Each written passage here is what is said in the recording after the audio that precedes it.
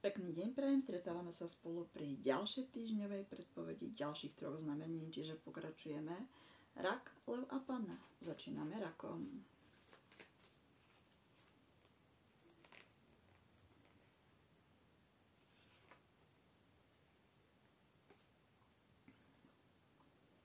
Vzťahová rovina.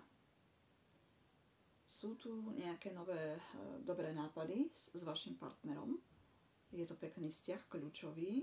A môžu to byť aj nápady, čo sa týka nejakej tvorivosti, talentu, práce. Je pritom karta takého nadšenia, vášne pre niečo, v čom máte zápal.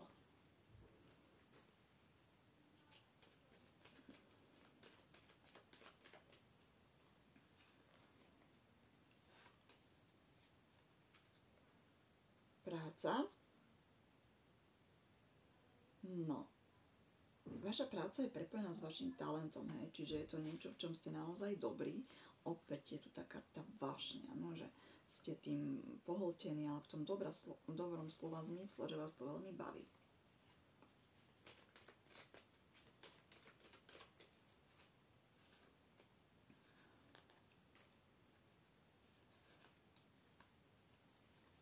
Zdravie. Čo sa týka zdravia, je tu zlepšenie zdravia a treba niečo ako keby prepustiť z minulosti, odpustiť nejakému bývalému, alebo zmieriť sa s nejakým koncom z bývalému alebo bývalej. No?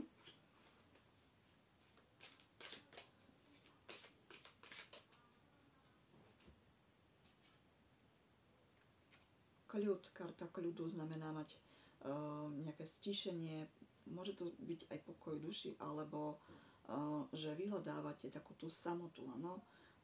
Ako keby ste boli pútnik, alebo niečo v tom duchu. Pre niekoho to môže znamenať aj, že pracujete na sebe, relaxujete, meditujete, chodíte do prírody, áno? Venujete sa viac sebe, hľadáte proste odpoveď, áno? Idete proste do hĺbky.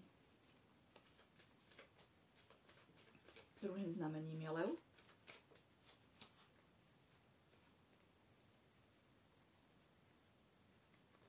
Vzťahová rovina. Je tu nejaký konflikt vo vzťahu, nejaký boj. A teda súvisí to aj s diaľkou. Ono nejaká informácia z diaľky a konfliktný vzťah. Pre niekoho to samozrejme môže byť aj nevyriešená minulosť, ano, že proste ako keby bojujete stále s tým na nejakej úrovni.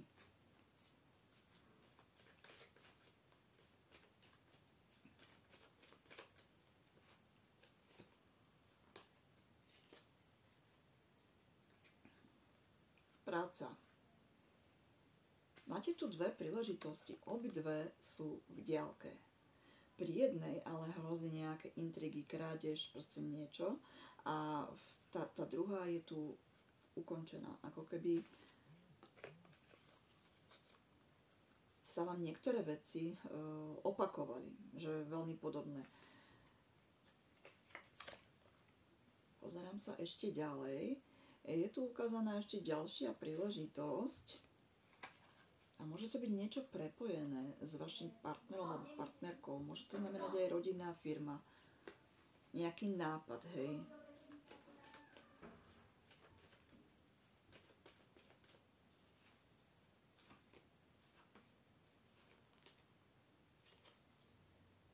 Zdravie.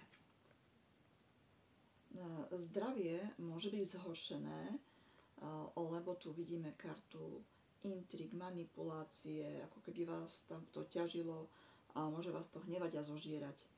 Pre niekoho to môže byť aj mágia, ale najčastejšie to je to, že vás to ako keby tie intrigy a manipulácie toho okolia tak ťažia, že teda vám to nejakým spôsobom zhoršuje zdravie.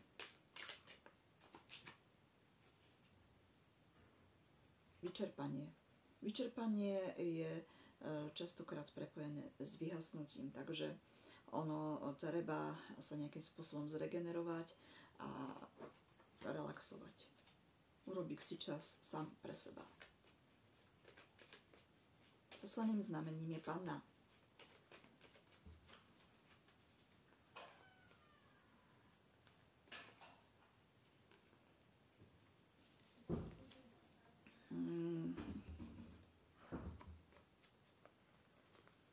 Takže panna tu má kartu diaľky a vernosť hore nohami.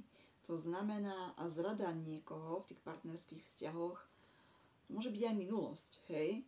A podraz, zrada, niekedy to signalizuje aj neveru, ale nie vždy, áno?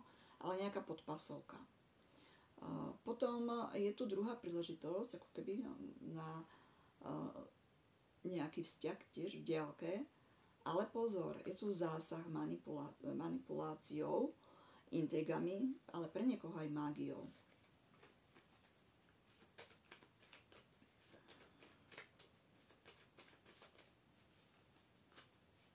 No.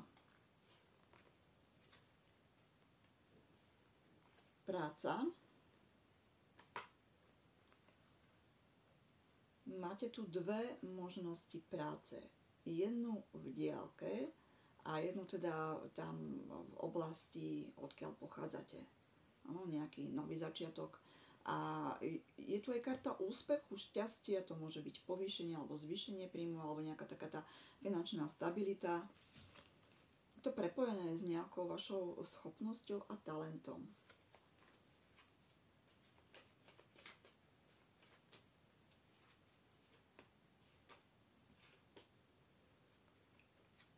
Zdravie, nádej na zlepšenie zdravia, áno, je to tu v nádeji a súvisí to tiež nejako s diaľkou. Nejakú odbornú pomoc alebo radu, no treba hľadať v diaľke a dobrý výsledok, to znamená, že ako keby malo by dôjsť k zlepšeniu alebo k nastaveniu nejakej liečbe alebo ku kontrole. A váš emočný stav je zúfalstvo. Pozor na to, lebo teda to je karta takého smutku, niekedy to môže byť prepojené aj s depresiami, aby ste si teda nezahmotnili niečo, čo nechcete. Dobre, to je z mojej strany všetko. Majte sa krásne a veľa elánu.